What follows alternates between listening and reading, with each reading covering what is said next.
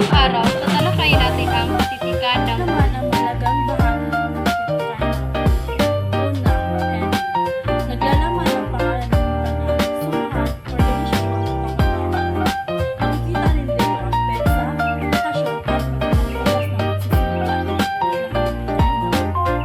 Mga kalahok o dumalo. Naglalaman Dito nakalagay kung sino ang nanguna sa pagpapadaloy ng pulong, gayon din ang mga pangalan ng lahat ng mga dumalo. Kasama ang mga paunahin, maging ang pangalan ng mga liban o hindi kadalo ay nakatala rin dito. Naglalaman ang Pagbasa at pagpapatibay ng dalaang katitikan ng pulong. makikita rin Dito nakikita kung ang nakalipas na katitikan ng pulo ay napapatibay o may mga pagbabago o nilikawa sa mga ito. Action items o usaping pagkasunduan. Dito makita ang mahalagang talatahil sa mga paksang kinalakay.